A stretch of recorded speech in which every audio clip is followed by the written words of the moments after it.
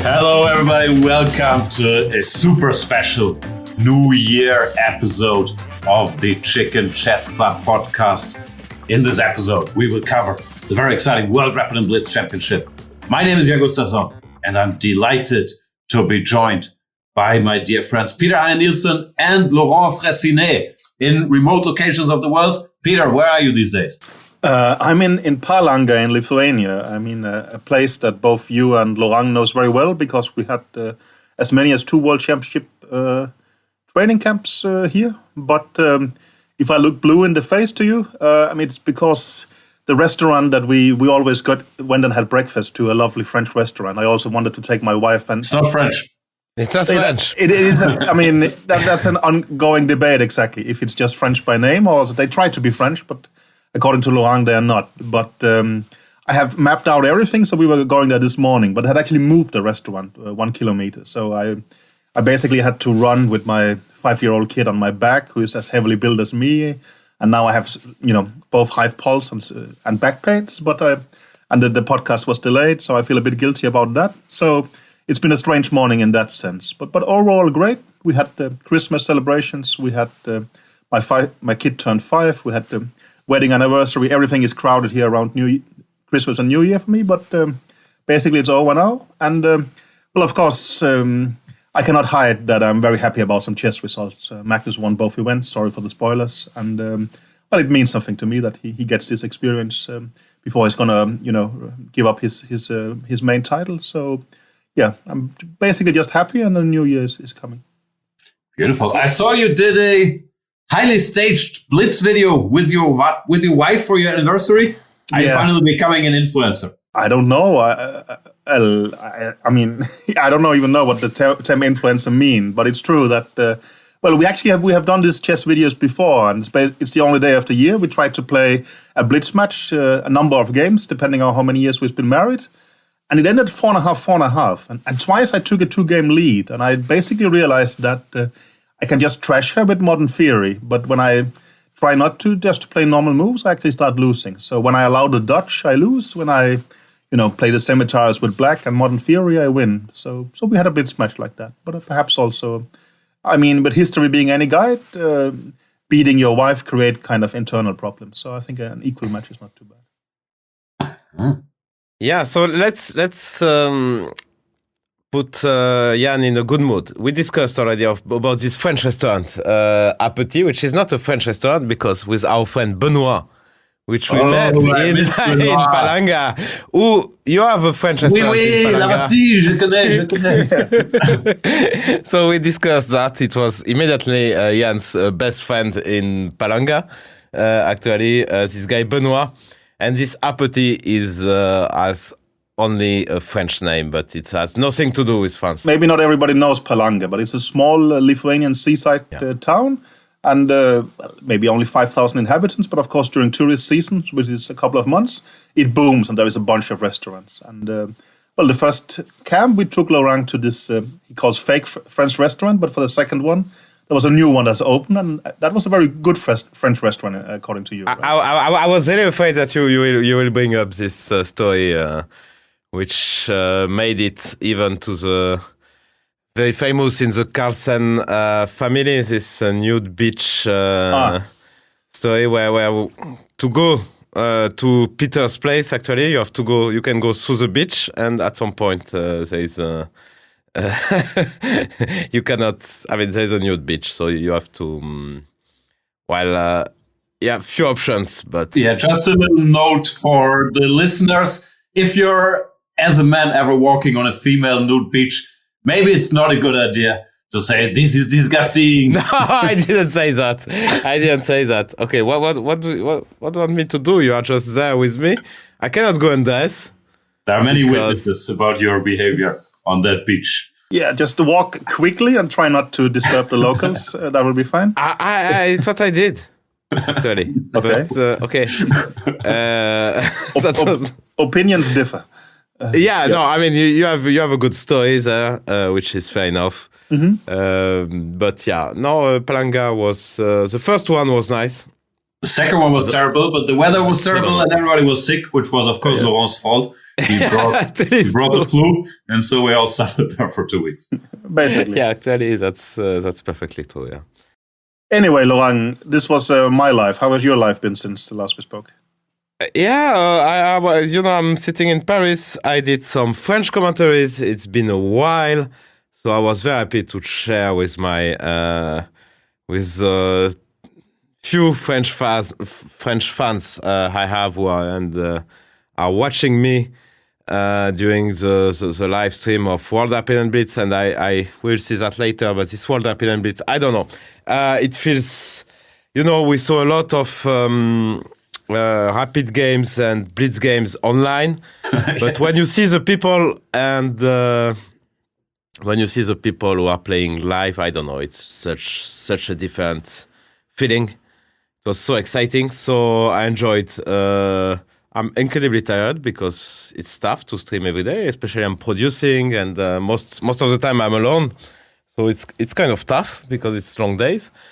But I enjoyed that really a lot. No, only regret that the Frenchies didn't do. Of course, when I'm doing the French shows, I'm definitely voting 99% for the Frenchies. But of course, watching Magnus was amazing, and I'm also very, very happy for him. So yeah, it's been great. Simply beautiful. I did commentary with our boy Leko in English. It was fun. It's such a nice event to watch. And Leko is so passionate. Sometimes he kills the cynic in me, and I just roll with it and enjoy what an incredible player everybody is. I don't always get there, but it's fun to do it with him. But yeah, long days. Like one day I was also doing these game of the days. We did commentary for, 7-8 hours, and then you do the video. It's a hard knock life we're living, Laurent. Yeah, I saw you are doing the game of the day. I was very impressed. I mean, it came in my suggestion on YouTube. I was amazed by such a clever, this is YouTube. I mean, they put such a clever, research stuff that it comes naturally. What are your YouTube suggestions? Nakamura, Botes, Foie Gras in Paris. What else shows up there? And Jan Gustafsson, apparently. Wow. Game of the day, maybe with Magnus. Or now I have in front of me, actually, you thumbnail with Giri and Carlsen. So I guess you did the Giri Carlsen game, which was one of the most surprising, actually. It was really a nice concept by Magnus for people who are watching live. To be dead lost and then have Anish blunder? No, I mean, then these two bishops, which looks nice, and the light square bishop for people who will watch your game of the day.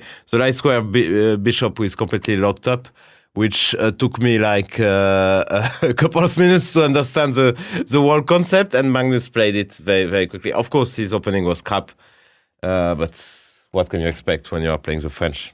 Fantastic. You're installing his second right now, or just? No, because he likes to, as we know. I mean, he likes to change, and especially in this Rapid and Blitz. But we'll come to it later when Fair enough. He's playing his main weapons. He's already. It looks better, let's say, from start to finish, in my opinion. All right, then let's maybe get into the tournament, because we're already talking about the World Rapid Blitz Championship. Always takes place between Christmas and New Year from the 26th till the 30th.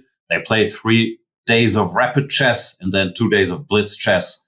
And there are 2 world champion titles at stake.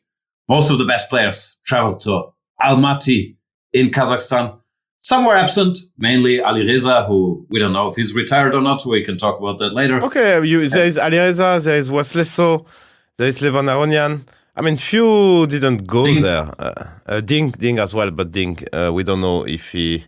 Okay, Yu Yonggi was there, so I guess there is a way to make it. Tang Zhongyi won actually the rapid event as well, but maybe it's...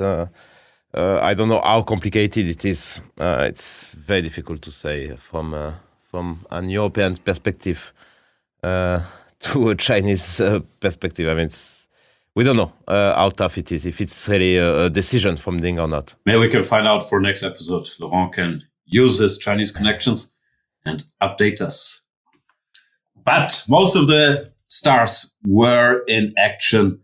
Magnus Carlsen was there. Any other stars out there? Maxime Vachier-Lagrave, the French reigning World Blitz champion, up to Satorov, the reigning World Rapid champion, from a German perspective, of course. Keymer, Fabi showed up, Dubov, Erigaisi. It's just a tremendous event to watch. Also, it's so deep. Like, you scroll down to board 50 and you have two extremely strong 26-50 players playing each other. So there are no real breaks for the players, which makes it more impressive that guys like Magnus, well, in particular Magnus, they can just, dominate these fields. I mean, that's, I guess, what we have to talk about. Actually, not two other players were missing, and I was surprised about that. It's not yet top players, but I would say I was very surprised, Gukesh and Pragananda, because we saw a lot of Indian kids, of course, who are all very impressed, and Pragananda, considering his skills in online blitz or rapid or whatever, is so impressive that you would expect him to show up and make a good result. And same goes for Gukesh, who is a bit more specialized in classical chess. But still, I mean, I would expect them to do well. Well, they are both playing in Vaganse, right? Yeah. Maybe they're taking that very seriously and preparing hard. Also, it becomes a lot of logistics going to Almaty, back to India, then to Vaganse. Maybe they're afraid of jet lag and tiredness and all this kind of stuff. I generally agree with you, but I'm just trying to come up with an explanation. But they're 16 and 18 or something like that. Yeah, I mean, there's a 2-week break. Yeah, I get your point. It could just be that they're actually focused on this upcoming challenge. It's just I'm trying to suggest no, I mean, it's a possible reason. I would like to praise sort of the World Rapid and Blitz Championship. It's basically an event that has grown a lot in prestige in recent years. I think, 10, 15 years ago, it was seen as, like an event you could play, but no one really took it that seriously. Now it's seen as a very serious title, and you can see that many of the absolute strongest players, of course, Magnus, I mean, it's a very, very major event for them. It's something that really matters, and it's become an incredibly cool event, in my opinion. And I think that's a rather new thing, and it's just been growing and growing in recent years. And it's just an awesome event. I fully agree with you, Peter, and I will be the first one. That will be the first to criticize FIDE to take some of your, main hobby in life, Peter.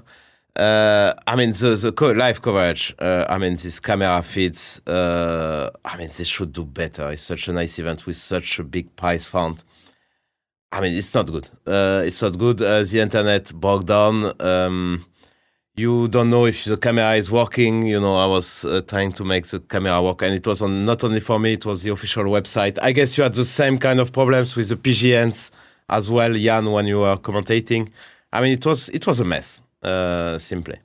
I'm surprised that the camera feed is your criticism, because I thought we got an amazing amount of footage, like from different live games and from inside the playing hall. What bothered me, but it's always hard to say from afar what it's about, was the way this is getting technical, but the live games were being transmitted. It was very hard to have an overview of the files, and sometimes it was confusing, but with such a big event, overall, I was happy also with the camera feed and how much you could see from the atmosphere there. So I thought they did a good job there. On the PGNs, there were some problems, which in general I think might become a debate.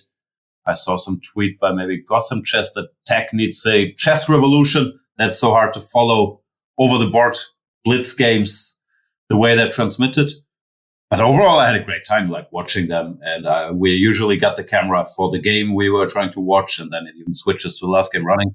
That was fun. You usually get it. I mean, but they were not. I mean, you should have a guy who is going around. I mean, okay, it was not. You tell the guy who's going around. Yeah, but it was not. You didn't always cover the French games. That's your criticism. No, but sometimes it was just too slow, and you have only. I mean, like, I don't know. It should be more smooth. I would say, and it didn't feel very smooth to me. But maybe I'm wrong. Maybe I'm just a bad producer. I don't know. I think that everyone complained. At some point, the internet broke down. I mean, okay, you should have a backup. The internet went down in the whole stadium they were playing in. There must have been massive panic for everybody. Somehow we got to keep the games. Maybe some producer uses local data there. I don't know. But the internet was out for half an hour and was back up. But yeah, it must have been a shock. Yeah. So you should have some kind of backup, I guess. Yeah, I guess also when you have so many games, it's you're making it problematic for yourself. You could argue that perhaps 200 players is too much to keep it smooth, but that's a trade-off. It's also a charm that there is so many. Of course, you could have a 30-player all play all with qualifications for a certain amount of spots. There's many things to do, but I think when you have I think this one was 178 players, right? It's going to be difficult to keep all kind of coverage working. Generally, I thought it was quite okay, but to be honest, I mean, I'm mainly following Magnus. I'm not really listening to commentary and these kind of things, so I just follow a computer site which gives his games and try to pay attention to that, so you know it much better than me. But it's a huge event. I was doing commentary and watching Laurent's commentary at the same time. It was challenging, but worth it. Worth it, yeah. That's, so you're quickly stealing his jokes in French and translating them to English, or how it works? I would, but there's not much there. No. Allez. Yeah. Allez, Jules. Allez, Jules. He did well at some. I mean, you know what they did to us? That was really, close to being a crime. The first blitz, he was doing well. He was 10th after the first day. Mm-hmm. And then he had to play Duda, and they put the wrong PGN, actually. And we thought he won the game. And actually, so we are following live, and he was white, and actually it was the wrong game, which we learned about that 5 minutes after the end of the game.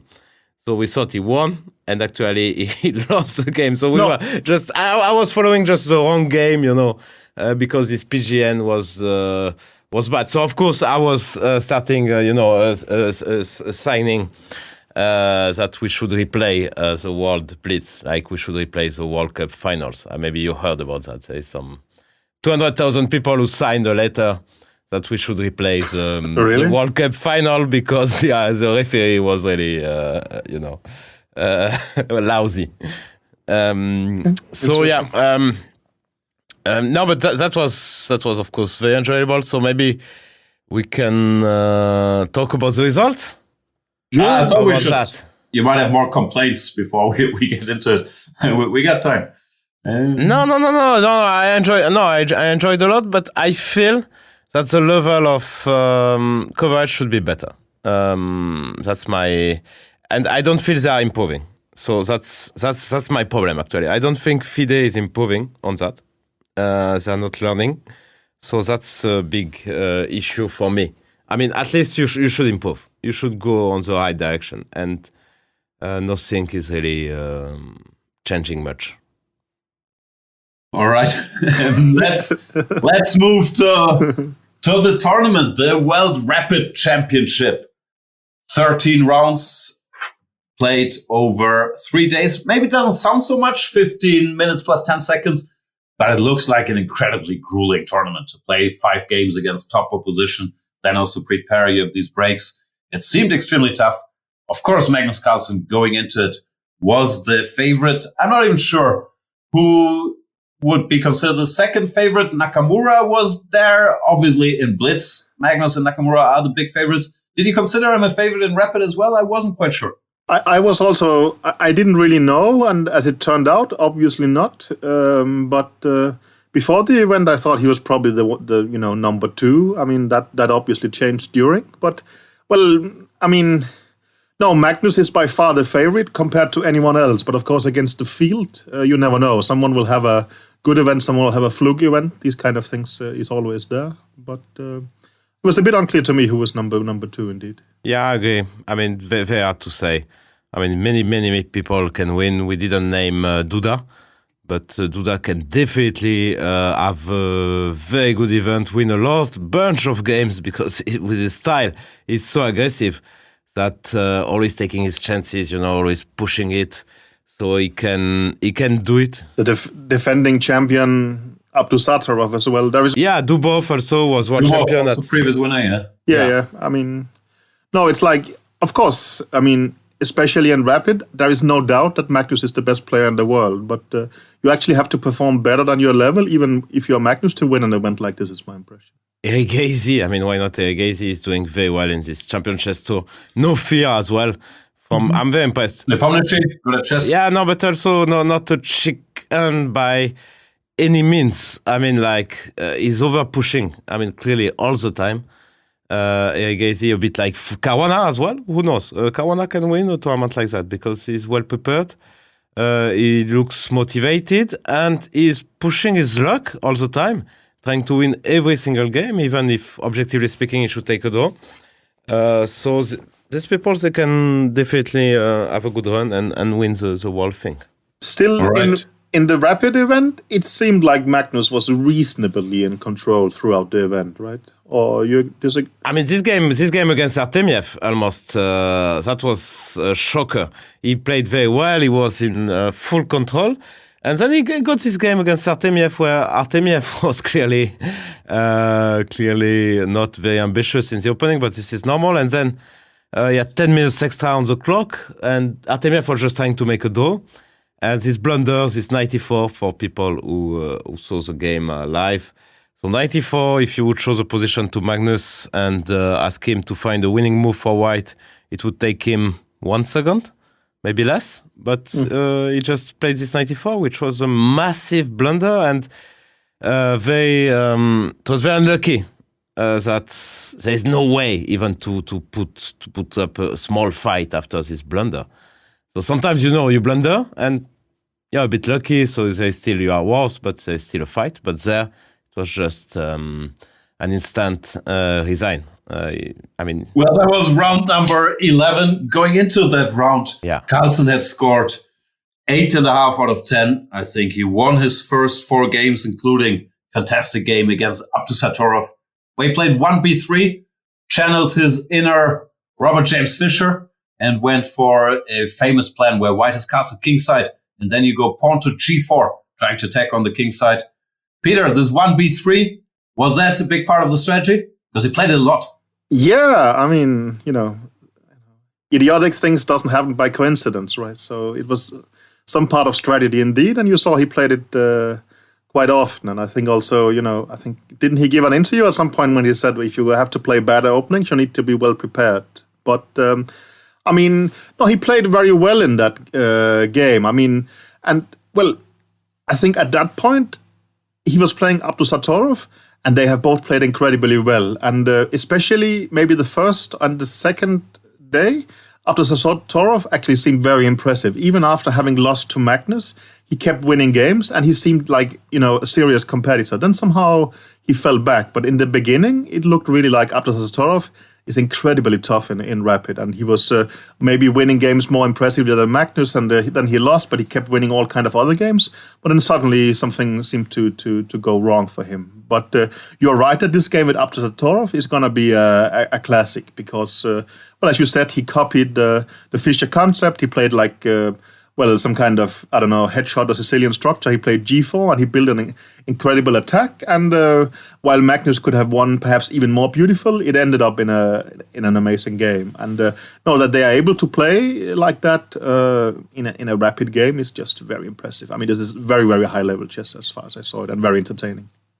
Sure. One tough game for Magnus was the one after that with Black against Arjun Erigaisi, who also looked tremendously strong at the beginning, one of the newcomers of the year, of course, and really put a lot of pressure.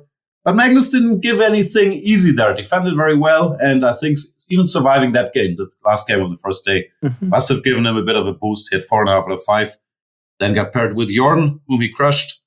Jorn had a great start, but collapsed, or Fred Jorn van Forest.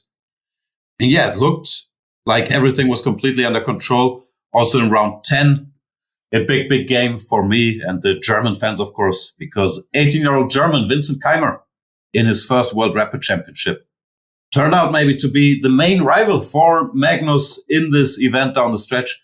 They faced each other in round number 10. I think it was round number 10. And Magnus, basically outplayed, outclassed him, also got in some He played a series opening, the Catalan, got in some nice, I'm not sure if prep, but some nice idea that took Keymer a bit off guard. And that turned out to be the decisive game of the tournament. I will praise your countryman, Keymer. Very, very impressed by Keymer. In this rapid, that was amazing how he outplayed. He almost got to tiebreaks against Magnus. He was, of course, I was closely following because in the last round he played against MVL, which he just outplayed as black. Fairly easily played some incredible move, King F8 90. I mean, like everything for a win. Everything was perfect, but still, I mean, these guys like Maxime, they're so tough to beat that he was creating problems and he missed a win towards the end, Keymer, but okay, it was just very, very difficult, but he played so well in that game. He just outclassed Maxime, actually. And that is kind of very impressive, Maxime being a top 10 player for now something like 10 years. So the game that stuck to your mind was he drew a French player with the black pieces. That's the one that stood out. No, I mean, it's the game from him I followed so most closely, and I was watching, and it was the end of the day, so I was a bit tired, so I said to people, okay, I will turn on the engine and show what you got to do, and then I was analyzing with the engine, and every time Keymer was coming up with the right solution, which I was figuring out with the engine. So, I mean, at some point I said, this guy is really, really good if he does that. And then he does that. And then 2 moves later, oh, this guy is amazing if he does that. And again, he did that. So, I mean, that was just super impressive. Really. I think Keymer is just good, is the impression you get. He was just incredibly good. Very. I want to add something to what Jan said also, that I think people underestimate how tough these events are. I mean, a day of playing, let's say 5 or 4 rapid games, but that's like 5-6 hours of playing, including waiting, and you have to be extremely focused. I think it's much more tiring than a normal classical game. I mean, that these people manage this is impressive. And generally I would be very critical of players making some quick draws, but you saw it both in Rapid and especially in Blitz. But it seems to be a decent energy conservation strategy. I think people underestimate how tough these events actually are for the players to play at this level. Yes, the main point of what you say, you are absolutely right, that you have this timetable in every game. So you have this tension, at the end of the game in every game. So this is just much more tension than in a classical game where generally you have 1 or 2 critical moments where, you have to make, at best, I mean, maximum, where you have to make critical decisions. But there it's basically in every game you will end up in some time trouble, and there is 10 seconds per move, and it keeps going. So yeah, for the nerves, it's just I played actually many of them, and for the I finished. So after 5 days you are just so tired. It's just so difficult, and you are so frustrated as well because you are. I mean, if you talk to people in the playing hall, everybody missed chances, and that's true actually. Everybody is complaining about his missed chances because everyone is missing chances, that's for sure. And so the frustration as well is very hard to deal with. We saw you talked about quick draws. I don't know, Daniel Dubov. He has this habit of making some quick draws towards the end. So I don't know, because he's not the kind of guys who is scared but sometimes. Before we get to that, maybe let's finish up on Carlsen and Keymer. Keymer, as we mentioned, amazing event. If we look at his final, 8-9 games? So he draws Dubov, beats Caruana, beats Yu Yang Yi, beats Eric Aisi, draws Fedoseev, loses to Magnus, beats Nepomniachtchi, beats Vidit, and then he draws MVL with black in the last round, coming super close to winning. So, I'm obviously biased as a German chess fan, but for an 18-year-old in his first World Rapid, that's some serious business. And also, it didn't feel like it was especially unjust. As no, it wasn't a fluke. No, it's just, no. I mean, just outplayed. Of course, there might have been a good bounce here and there, but he seemed like he might be the better player in some of the games you're mentioning against top-notch players, right? So, no. Yeah, I'm not sure he's the better player, but with white against Nepomniachtchi, he plays whatever, knight of 3, e3, c4, just looking for a battle, keeping tension, and then outplaying him, which, first of all, not many people can do, and also the mindset to just do that. No, exactly. He was not sort of trying to exploit that these guys were trying to beat him. I mean, he was trying to beat them as well, and he was just being competitive and successful. No, it was very, very impressive. There is no doubt. I mean, yeah, I might dislike that he's German just to annoy you, but no, I mean, he was very, very impressive, and I mean, it was fully deserved that he took silver, and it would have been reasonable that he got a playoff with Magnus. I mean, he was completely winning, or he was winning in the last game, and I mean, it was he had to find the right technical move at some point with little time, and he didn't, and that was it. Yeah, no, overall, an amazing performance, and I think he can be very proud of what he did there. Extremely. But back to the world champion, the still classical world champion, Magnus Carlsen, hunting his second crown in the Rapid. So Magnus, also tremendous start. If we look at the results, beats Tersakian, beats Eric Hansen, beats Tomaszewski, beats Abdusatorov, draws Erigaisi, beats Jordan, draws Fedoseev, draws Dubov, beats Kuparadze, beats Keymer. As we said, Keymer's list of opponents sounds more impressive than Magnus's. Then, what Laurent mentioned, he blunders a piece against Artemiev. And all of a sudden, I think people were maybe catching him or coming within half a point. I think it was tight. And it got tricky because then he was facing Fabi. It was a bit of a shaky game where Magnus with white, I think he tried to stabilize a bit, tried to simplify, got under some pressure. But then to his credit, and it seems like that's also what separates him from the others, he didn't collapse, but he found some mental strength to draw that game, play some very precise moves, and hung in there. And in the last round, he got, I don't know if he got lucky with the pairings or lucky with the openings. Peter, how was it from your perspective? He's white against Masudlu, and he should probably go for a win. How do you approach that? Well, I agree. It's I mean, he gets a good pairing in terms of that. I think it was not a given he would get white in the last round, right? Exactly. He got back-to-back whites. I didn't mean to say Masudlu is weak, but yeah, to get white in the game is not over. You don't get any weak players at that point in the tournament, but of course, well, Magnus has played everybody in the top, so you get someone a little bit down in the field typically. What impressed me was basically that Magnus, after 10 rounds, having beaten Keymer, it looked like, this tournament is over. I forgot if he's leading by half or even a full point. And a full point, maybe. Yeah, I mean, it's hard to imagine this goes wrong. I mean, if he, makes 3 draws, it should probably be enough as a minimum for a playoff. And it seemed like he would cruise. And then this extremely stupid accident comes and you think, okay, this is actually going to not go the way we hoped for. And as you said, there was critical moments with Caruana. But then, I mean, in both the events, it's a bit the same story that, I mean, he has some quite weak moments and then he managed to pull himself together and actually perform extremely well when it really, really mattered in the end. And of course, it takes a bit of luck, but it also takes a lot of, mental ability not to tilt and also, of course, chess skills. And, I think the last round, you can argue that Max Sotlo plays a risky Sicilian, but that's perhaps not Magnus's ballpark with white, but he basically plays a model game in a Victor Rauser Sicilian. He builds up an attack and crushes him in a kingside, sacrifices a piece, and that's more or less it. So, that's very happy moments, obviously. Now I forgot your question. I think that's the most impressive with Magnus in Rapid and also in the Blitz and in general, that you feel is so good that you feel that he can do even better but than what he does, but he still wins both events and is incredibly impressive. But you still feel that he has, as you said, some blunders, some weak moments. This game against Caruana, is suffering from start to finish.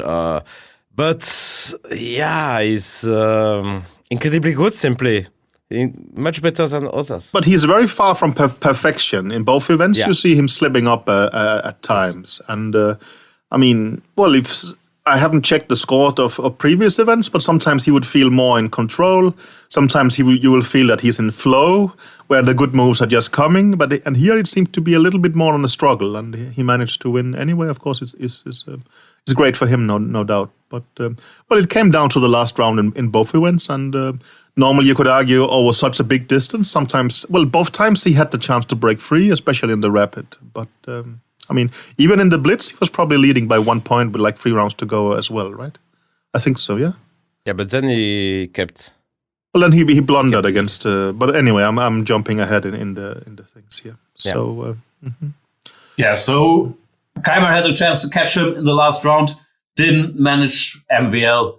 Held that game, and Carlsen won the event outright with 10 out of 13, picking up Rapid World Champion title. But again, also to praise Keymer, he didn't try to save in a medal. He was playing to become the world champion, even understanding that this risks giving away a medal, which is, of course, sure. For Keymer being number 2 and getting silver after Magnus gives him a lot of publicity in Germany and in the chess world in general. But my impression was that he was saying, okay, I want to become the world champion. I'm trying to win this game, right? I think he's trying to win every game, but he's also not going too crazy. He played e4, e5, played a main line, and if it's a draw, it's a draw. But he's just but he tries to play chess generally. So exactly. Fabiano Caruana, also good chess player, finishes in 3rd place, also on 9.5 out of 13, half a point behind Magnus. Overall, just a good, stable performance by Fabi. Didn't have the best start. I think he started with 3.5 out of 6, lost to Keymer in round 6, but then just started crushing everybody. Finished on 7 out of 8, whatever it is. Yeah, Fabi's good at chess. Fabi's also good at rapid chess and blitz chess. It's a debate we keep having. I think he once won a match against Nakamura. I think so, yeah. But but it's, he seemed to give this guy some priority and did pretty well. It's not he could also end as number 30, but it's not like a surprise that he gets a medal, right? You would name him as one of the contenders, obviously. Yeah. Yeah. In 4th place, our friend Daniil Dubov, former World Rapid Champion. Had a good event. He's just an incredibly strong rapid player as well. But he had this tendency. I'm not sure. He just likes drawing his last games. I'm not sure if he ran out of steam there or if it's important for him to secure a high spot, or if he just didn't like his positions. But it's curious because he's so aggressive and fearless as well. And sometimes you just see, didn't he do the same thing last year in the last round? Was my impression that he could try to win the tournament and he just drew and took some prize instead. So I don't know. Yes, that's it puzzles me. But no, it's fair enough, but it doesn't match his persona, so it's always surprising when it happens. No, he's unpredictable. It's also that's also true. Yeah. And in fairness, in the last round in this event against Fedoseev, I don't think he had a very good position when they agreed to draw. It looked like it was that's hard to make anything happen there. So maybe he came in with different intentions, but still tremendous showing from Daniil in both events as well. He's just world class at these prototype controls. For sure. Mm-hmm. Yeah, and what is we see, Erigasi was also he did. Yeah, he was 5th, also 9 out of 13. But amazing, and I feel his pairings. That's the problem with the rating, the Rapids rating and the Blitz rating, which are not yet matching up with the classical rating. And he got, in general, I think he got really very bad pairing because if you look at Erigasi's last whatever it same is, for Keymer as well. It's Rapport, Carlsen, Fedoseev, Giri, Keymer, MVL, Artemiev, Grishuk, Nepomniachtchi, and Mamedyarov. Yeah, exactly. So that's the problem. And he scores 9 out of 13. It's some sick stuff as well, actually. Yeah, no, that's the problem that it's not exactly fair when you have you don't play that much. He played a lot of online Rapid, and it's clear. I don't know what is rating Rapid, but I think I saw it on 2628. Keymer is 2590. Obviously, this doesn't match their playing strength. All of the guys are.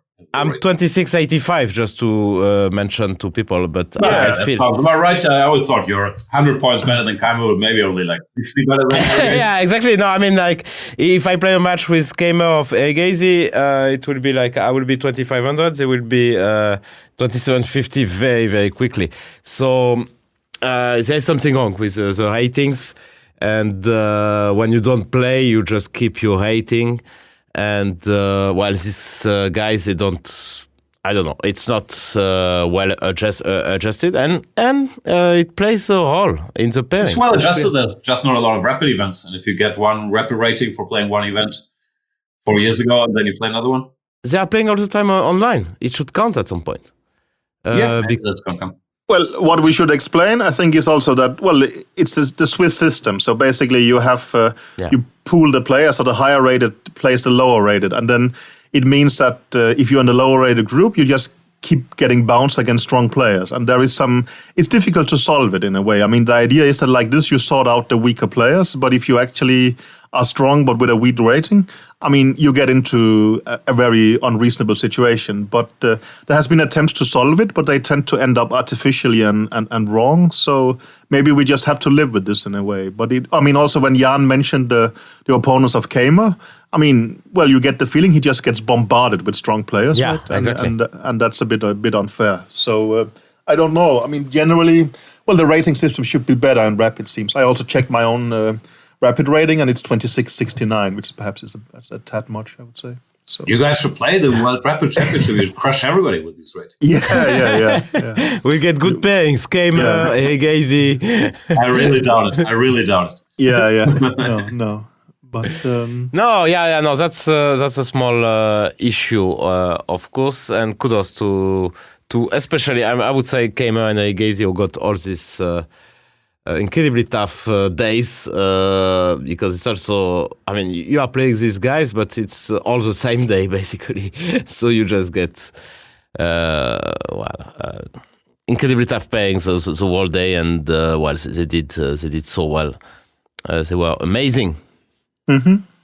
Before we move on to the Blitz, we should mention that Hikaru Nakamura in the Rapid never quite managed to get going. I think he didn't lose a game, but he only won 2 out of 13, which is also tough to imagine drawing 11 of the games. I'm a big fan of Naka, so I was watching his. He was making some summary of his days, and one day he made like 5 draws, and such a hater in his thumbnail he put the face of Giri, and writing draw party and face of Giri.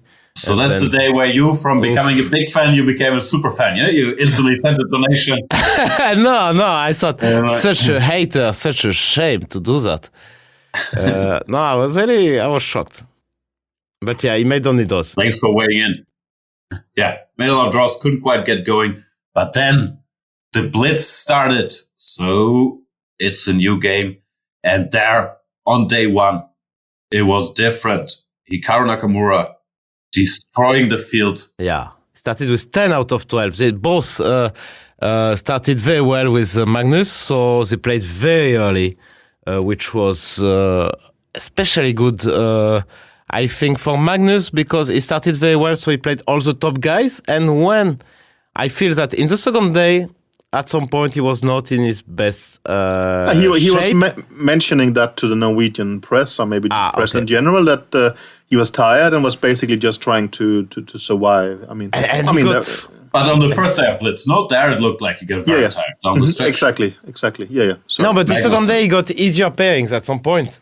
In a way, because he played all the top guys the very first day, so it was easier in a way, and Nakamura as well to an extent, but yes. Yeah, for sure. They both are the same, and it was very, very favorable for. So a good start is very good because you play. There's 21 rounds in this Blitz event.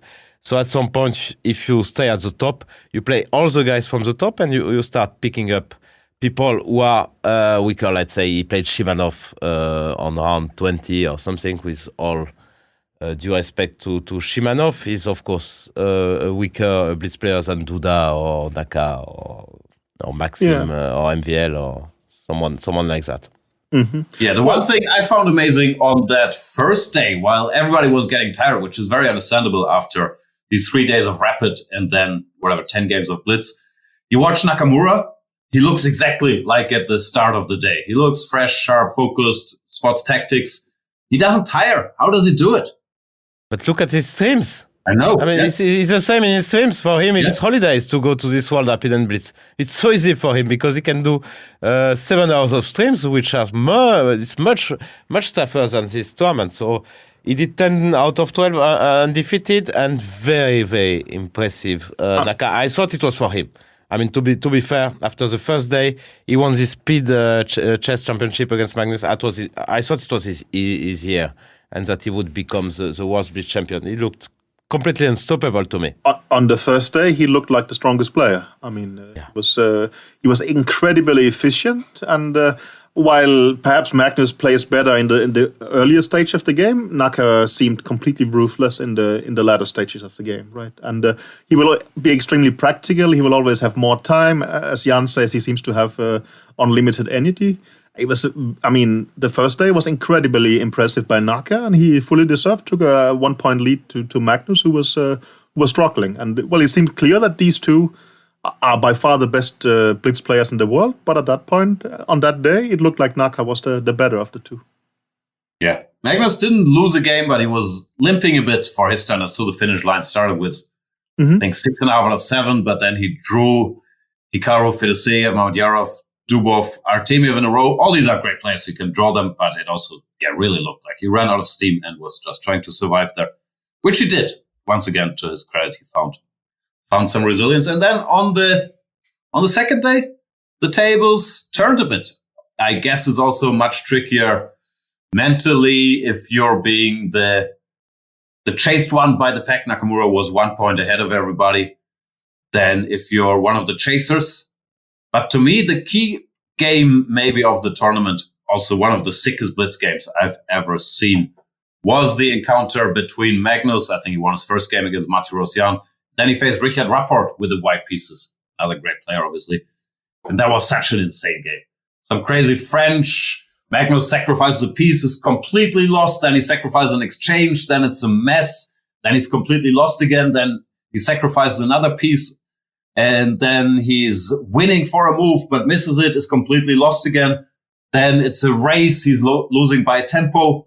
And then Rapport has a chance to win, but misses it. Then it's a perpetual. Then Rapport thinks he's winning by forcing a queen exchange, but blunders the last trick, and Carlsen wins the game. It's very hard to describe, but it was one of the biggest roller coasters and insanities I've ever seen. The last trick Magnus sets and Rapport falls into is really beautiful, right? I mean, Magnus must have seen it from quite a distance. But I mean, I agree with you. I don't know. He's losing his queen in 2 moves when he sets up that trick, so I'm not sure how much. Come on, he didn't see it. Was there. I mean, the guy was checking. Rapport was checking Magnus all around. I mean, Magnus was basically trying to find a move which doesn't lose instantly. Trying to find a square where he doesn't lose instantly. Yeah, that's the point. So it was a turning. I mean, that's the point I wanted to make. As well, I think it was a turning point. If Magnus loses that game, I really doubt. I can't see him winning that tournament. He's running out of points, right? Who knows? But it would have been rough. Yeah. No, then later on he lost to Sarana, but that was a bit different. So it was a very weak performance by Magnus. Actually, I mean, he just lost to Sarana in 23 or 24 moves, and basically got a dubious position out of the opening, and then put up very little resistance, and then Sarana let him in the game, and Magnus instead plays something that just loses a piece immediately, more or less. I think it's not only about the points against Rapport, it's also about it cheers you up so much when you win such games. You feel, I mean, the luck is on my side, and that was really a turning point for Magnus' tournament. But of course, Naka I didn't follow much Naka in the second day, but he did. Maybe for Naka, it was not good that they went this over 2 days. I mean, well, we all see Naka as incredibly cool, and so do I. But maybe he has some problems. Well, I wouldn't say with nerves, but remember also in the candidates, he needed a draw in the last round to be number 2, which would have turned out to be incredibly valuable. But he actually failed against Ding there, and. Well, here again, he had an excellent situation, but somehow a clear lead, and where he seemed to be playing incredibly well, somehow seemed to fall apart from him on the last day. I don't know, but I think every day is so different in Blitz. If you catch some momentum, start the day well, then I'm not sure we can attribute it to nerves, but who knows? No. For Nakamura, the day just didn't start well. He started with 2 draws against Rapport and Nepomniachtchi. Also, everybody, that was amazing. It's showing him so much respect in Blitz. Like these guys, Rapport and Nepomniachtchi, with white, they're just making 10 moves and trying to force a draw. Rapport is playing this forced Berlin draw. Nepomniachtchi offers a draw, move 15 and some other Berlin. But it somehow slowed him down, that maybe he couldn't get the rhythm because guys were making quick draws. Then he lost to Artemiev, and people started catching him or overtaking him. He won 2 games then, but also lost to Sarana, who Sarana on the final day beat Carlsen and Nakamura and scored something insane, like 10 out of 11 on in a row at some point. But yeah, he couldn't quite keep it up. And long story short, Magnus Carlsen once again prevails, scores, 7 out of 9? 2 losses, lost to Nepomniachtchi, and wins his other 7 games on this last day. Also winning on demand in the last 2 rounds against Shimanov and Abdusatorov. Wins another title. Congrats. Yeah, that's amazing. Of course, Martirosyan and Sarana, for some of our viewers, it could be a surprise, but they are so good online. Actually, I played Sarana not so long ago online. I mean, I felt, I'm used to play with, I used to play a lot with MVL, or I used to play also some games with Magnus, and with Sarana, I felt a bit, also completely, I was crushed from the start to finish. So Martirosyan also is very well known in this, he's playing this chess.com event, this Title Tuesday is very often in the top places. So this is not a big surprise because these people are just playing online and very successfully this Blitz online. So yeah, overall, so it's really a Blitz specialist. But Magnus is just a chess specialist. So he's good at everything. And the last game as well against Abdusatorov, he managed to control his nerves, played his beloved Spanish D3. He came back also to the classic stuff. He stopped this 1B3, maybe because he felt that he was not in such a good shape. So as black and as white, he came back, to his home ground, this basically Spanish, and did very well. We should praise him for the last round. Of course, he made it look easy, but there is a lot at stake, right? If he loses this game, he might probably he still gets a medal, right? But we're talking about either you get 3 titles or you don't. It's a kind of historic moment for him, and he managed to play a very, very good game when there seems to be no particular issue. You could also argue he could have tried to force a quick draw and then say at least he has a playoff, but he doesn't do that. He understands that. He probably has an even better chance of winning this game than the playoff, so he tries to combine things. I don't think his chess was his best these 5 days, but he's an incredible sports person. Yeah, it was impressive stuff. Of course, it can always go differently against Abdusatorov. He was also in trouble and low on the clock at some point. But as he said, being slightly better at chess tends to help over these long tournaments. Yeah, it was just pure class the last day. I remember this game against this IM. I don't know his name. I can't remember his name, but I was following, and it was some kind of very, very duel. He got outplayed in the opening. He was maybe slightly worse as white. 1 minute down on the clock. And then he was that endgame where the guy put all his pawns on the same colors than his remaining bishop. And just it was typical Magnus in the endgame where just zugzang him here and there. But it was not. It was a key game indeed. It was not smooth at all. Madaminov 2-3-33, but very impressive as well. Another tremendously strong kid. Yeah.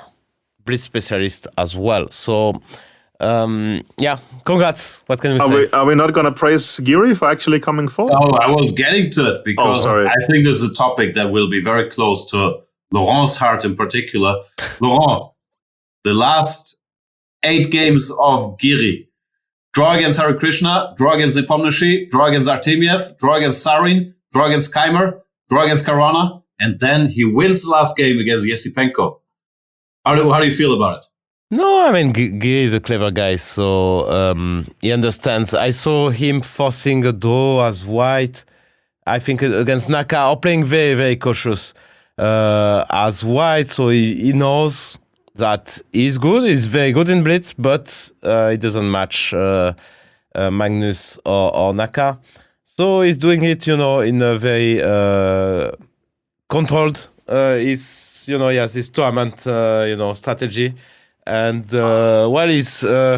It's not the answer I was expecting from you. No, he's half a point behind the lead. He's facing Keymer in round 19 of 21 with the white pieces. He makes a quick draw. Should he push? Maybe he thinks that Keymer is better than him. Why are rules reversed here? Yeah, but it's not. It's the mood also. He's going to the tournament thinking that he has no chance of winning it. The answer is yes. It's difficult to adjust. Well, he did finish fourth, 14.5 out of 21, so it was a very controlled effort. And another key game, of course, was the game Geary versus Carlsen earlier on in the event where, it was a beautiful strategic construction, but also Carlsen was completely lost at some point where Geary just had an endgame with the two bishops, extra pawn, and the initiative. And it all came down to one move where if Geary plays c4, it's hard to say, but I really doubt Magnus holds the position. And instead, he plays bishop to e2 back, and he allows his bishop to get trapped by black playing c4. Very interesting construction. You should check it out if you get a chance. Yeah. Game of the day. Was game of the day. But yeah, that was a big turning point, and maybe Geary after that one, must have really hurt because he had a chance to beat Magnus. Decided, no more losses, and he didn't lose another game, but he didn't push his luck on the last day either. Which, is what we do in the Chicken Chess Club. Leads to stable results, but not too many victories. No, but he also, against Magnus, he tried to catch him in the opening. He knows that Magnus will play something crappy. So he's trying to refute, which he managed. But then, what can we say? Magnus is just a much better chess player, and especially at Blitz, it's even bigger, I think, the difference. But the position if white plays c4 instead of bishop e2, what does Geary score there? I can tell you, I can show you 100 games which I played against Magnus. If I would have played that, I could have won. But that's Blitz, so you are blundering. Yeah, it's a huge, but Jan is pointing out to a huge turning point for both, is what I'm saying. It's a huge strategic blunder, and it's surprising how quickly a position changed. But it's basically, the bishop is inside or outside. The funny thing is we talk about bishop pair in both instances, but the first instance, if you play c4, then white has a completely dominating pair of bishops. And just because of one calm mistake, the bishop pair becomes a huge minus. No, it's a very interesting strategic position. Yeah, it's a good educational moment, no matter what the scoring result here was interesting. Yeah. Well, basically, Geary tries to, cautiously put his bishop back, and it's a surprisingly big strategic mistake, and it takes a while to realize how bad it is. And Magnus, to be fair, Magnus also very well evaluated that even Geary could win a pawn that makes where it looks like white gets a dangerous pass pawn, but Magnus King is in time. And Magnus is impressive to adjusting from being in a horrible strategic position to actually playing for a win seconds afterwards. You have to give him credit for that, and he found some good moves. He's used to that. Yeah, he's used to.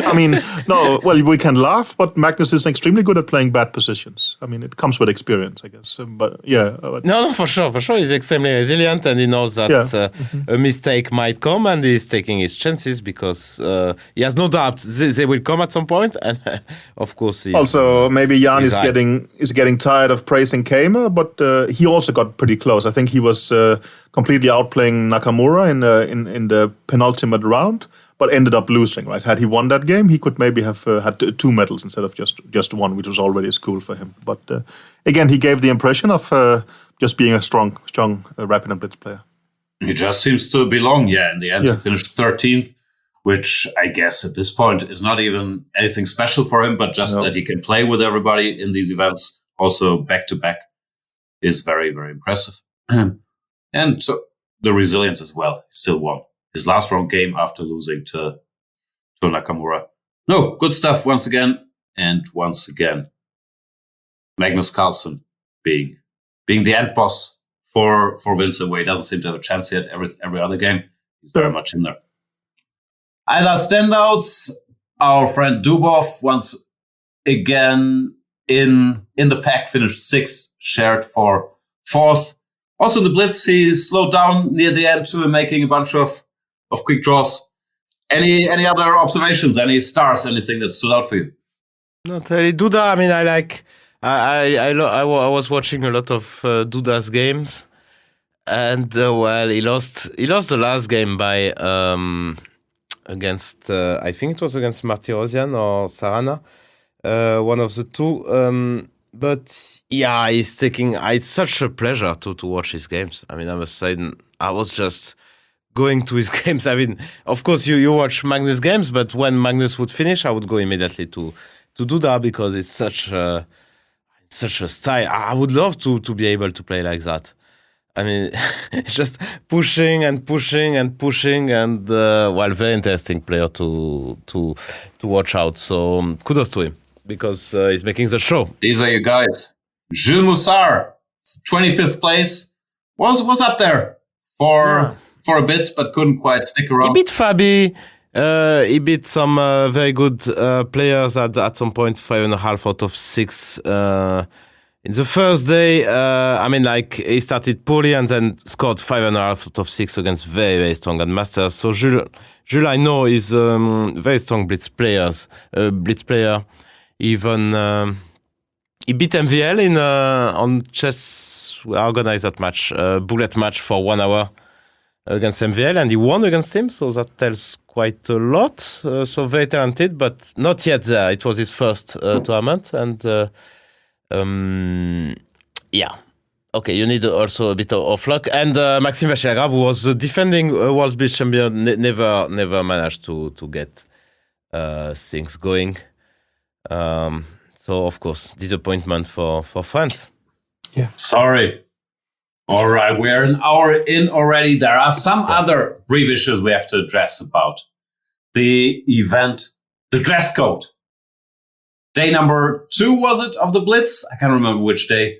But Jan Nepomniachtchi shows up in a t-shirt, in a Messi t-shirt. And not a Messi t-shirt, but like a Leo Messi t-shirt. Mira, Bobo. Andapaya. And Magnus Carlsen shows up in a hoodie. That's not the dress code.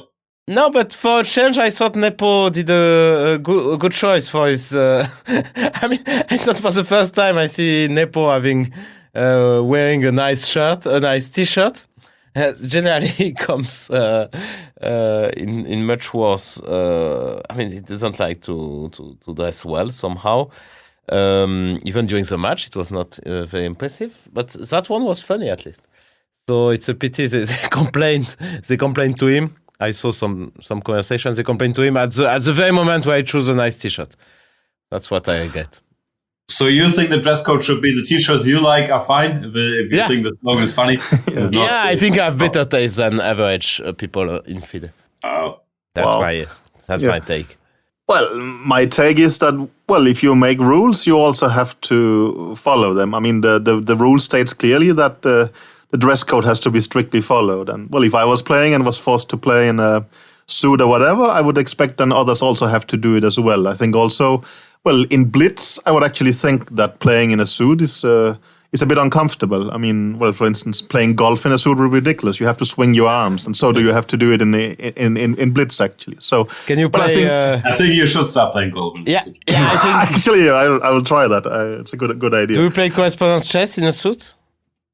No, but I mean, we can talk about correspondence chess later if you feel. No. But I think the main problem here is that.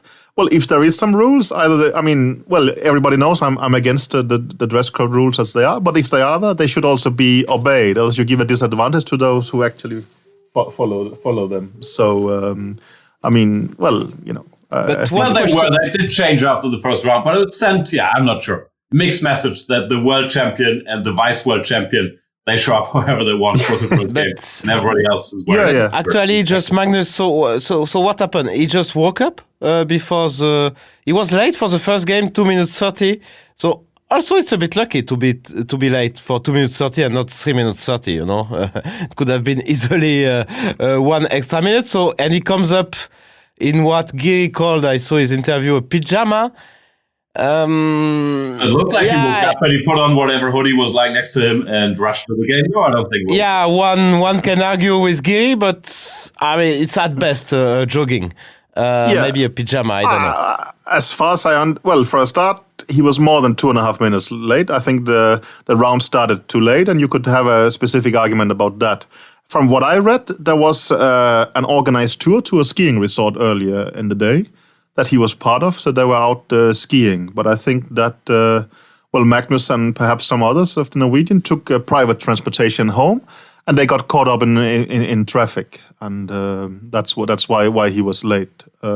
I'm not making an opinion on that. In general, I mean, can you actually postpone the round? Or I mean, I don't know how this should work. There should probably be. It's tricky because it is Magnus, and of course everybody should be treated equally. But there's also a lot of TV cameras. Yeah. I mean, it is weird. And you could also argue that, if the dress code should be strictly observed, you should send him out to change. That's what they did. I guess you remember the Asmai Parash, really, and was it who was it in Kovalyev? He was told to go and change, right? I mean, it's not ideal situations, but I don't know what the actual solution is. It's also no, it's true that we saw live on television that the arbiter starts the clock and it runs down, and Norwegian television is sort of filming on the entrance, and suddenly you can see, who is this in the security control? No, it's someone else. Who is this? It's actually Magnus. And you can see that he's quickly getting scanned, and then he's coming there running in his, it was not a pajamas, but a normal hoodie. He comes running through the chess hall and runs up to the stage, and The trouser? It was not a pajama? Well, that was just it's jogging pants. I mean, it's normal sports pants. Laurent doesn't know about athleisure. I mean, I understand that. I mean, look at my stuff now. I think it's half jogging, half pajama. I don't know. If possible, I would rather not. But I mean, no, this is how we dress up casually in Scandinavia. So I mean, you can like it or not, but it was normal jogging pants. But it is, of course, a huge violation of the dress rules. But I think the dress was probably in his private room, and his dad was ill, and all kind of troubles. But it was not like he overslept. I think he was on a ski. Okay. Yep. Yeah, because that was a bit weird. But with the jet lag, who knows? You may oversleep. Yeah. But I mean, if it was an official trip and there's official transportation, you can argue it's the responsibility of the organizers. But I think they had a private car. But I'm not into these details. But there is official transportation. If you decide not to take it and take a private car, you can't say, okay. No, I understand it. But, of course, the rules might say there might be force majeure. But, I mean, what happens if there is a traffic evidence? I think also the Norwegian journalists were asking, so we have a dress code, but what happens if you only bring one suit but spill water on it? Are you forced to keep playing in a wet suit? I mean, it's... asking the big questions, NRK. Thank you. Thank you for your work. Yeah, exactly. Speaking of NRK, there was one episode. NRK is the Norwegian broadcaster, the first TV channel. There was one episode where somewhere down the stretch, not on a high board in a game between Ahmed Adli and a young 12-year-old kid, Nikolai Averin, there was a protest. Adli lost some time, but he felt disturbed by friends of his opponent, and he made a protest. And the whole episode took half an hour. And during that half hour, while the position was still on the board and the players are waiting to continue, Norwegian television is extensively interviewing both players, including this 12-year-old kid who's fighting a protest there. And the arbiter doesn't show up because he's also giving an interview to NRK.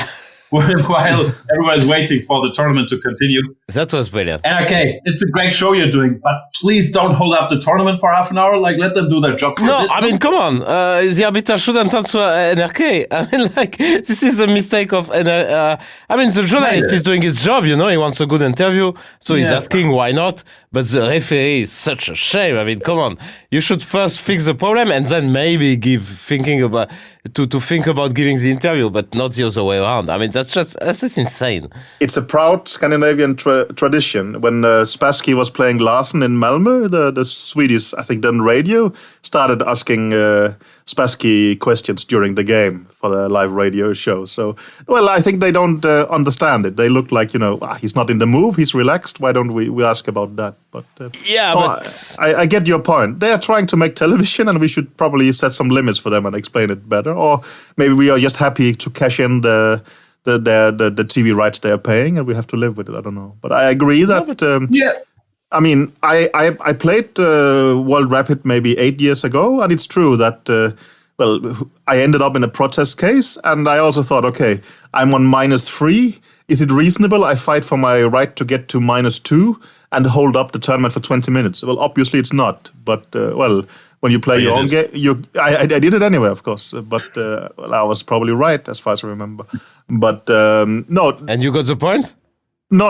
I mean, I got to keep the game going. My opponent was, I think, asking for a 3-fold repetition, and it was not the case. But I agree that it becomes a huge problem if the tournament gets delayed because of some completely non-game. And this will happen when you have all these games.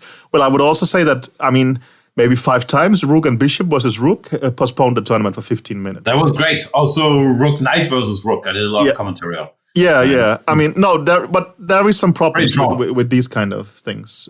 But here, I mean, this is normal.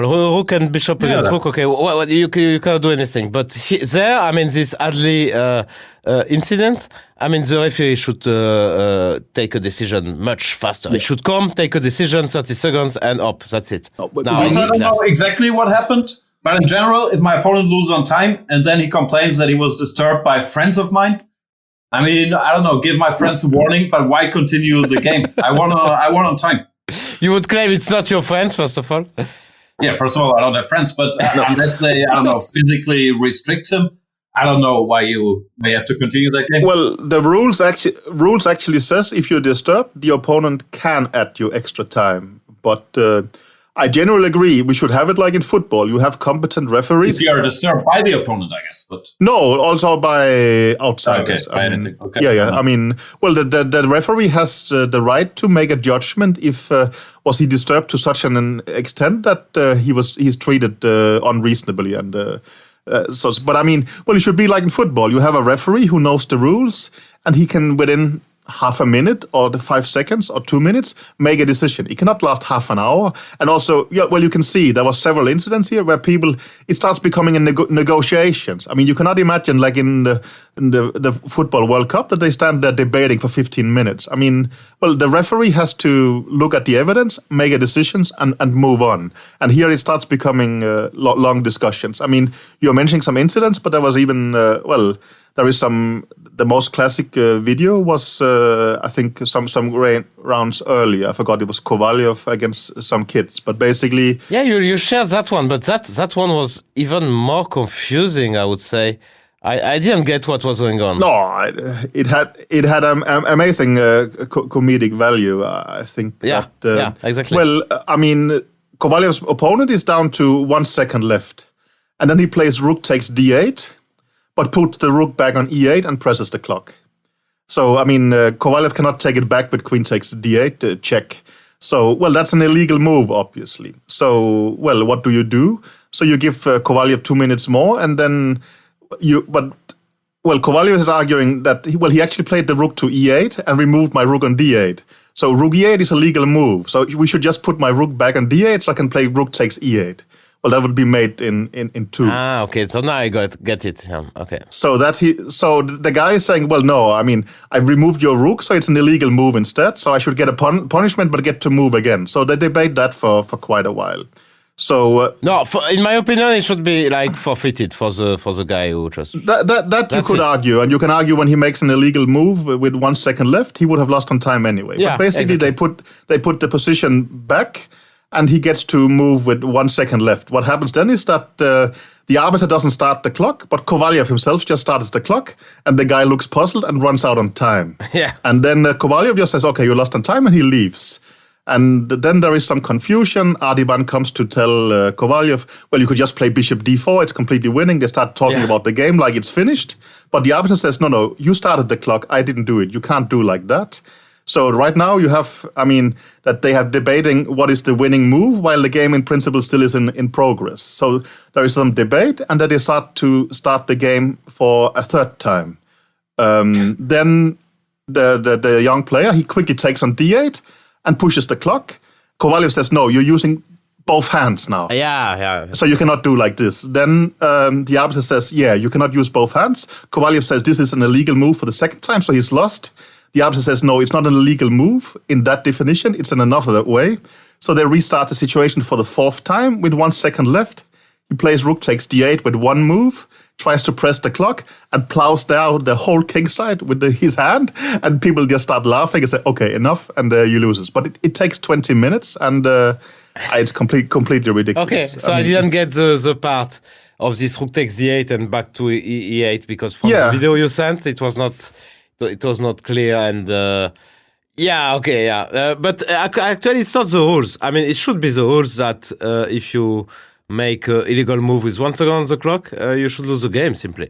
But it's not. It's not the rules. They should change the rules, because that's ridiculous. But we lack arbiters who is powerful, who can sort of just say, okay, well, this is the ruling. I mean, it always becomes a debate, is my impression, and that I dislike. Laurent and I are available as VRR arbiters. We don't have to be on site. We don't know the rules too well, but we will make decisions very quickly. Yeah. And we prepare a field committee, but we also do the other thing. Yeah, we can decide also best game of the tournament.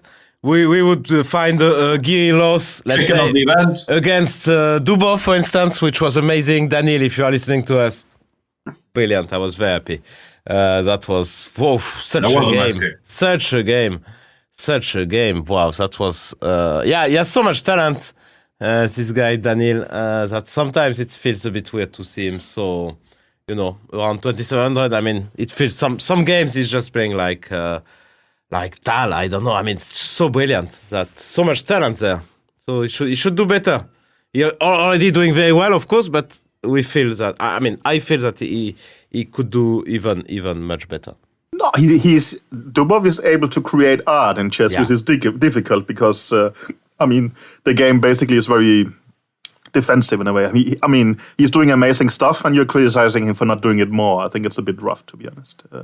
No, I'm not criticizing. Actually, I'm really rooting for him. Yeah. So I would like him to do it. He's impressive. Also, we know we worked with him, so he's also. That was actually, but there was a number of incidents, but it happens also. You have, I don't know if you have 1,000 games. I mean, things are gonna happen. Yeah. Right? You have more than 1,000 games, and it's difficult. But that's the charm as well of the event. Part of it. Yeah. You have like people, table number 62, and they're fighting like lions, to save half point. I mean, I've been there actually, and I understand them, because at some point you are just so tilted that you would do anything to win a game, really. But that's actually a reason why I like the events being online. Having them online makes it much more civilized in a way. I mean, you cannot do all these kind of things. Things gets much easier. Pairings are made quicker, but also you don't end up in these kind of strange situations because, they don't happen online. Yeah, but much more emotions, much more show. I mean, it's so much better live. I mean, if you look at it... Yeah, to me, it's so much more fun to watch. Of course, online events will continue, but to have everybody there, like you can really feel the chess atmosphere, the spirit. Exactly. I actually missed not being there. It was beautiful. Yeah, I agree. Anyway, we've been going on for very long about this World Rapid Blitz. So I would suggest that we end it here and move our end of the year recap to another time. We should mention, of course, congratulations to the world champion Magnus Carlsen, who now has a triple crown, but he does not have the most important victory at all. Peter, he has not beaten us yet in the Sleeper NBA Fantasy League this week. It's currently a 50-50. It's a literal coin flip, with both sides having 2 players left. And I really, really hope we win that one. I really thought you were going to talk about correspondence chess, where he lacks the title. But you're right that basketball is going to be two or one exciting night here coming up with our games. And no, it's a 2 versus 2. He has Kawhi and Christian Wood against our Kyrie Irving and Ivica Zubac, and we're pretty much tied for points. It's gonna be very exciting. So to tell you, he can't win everything.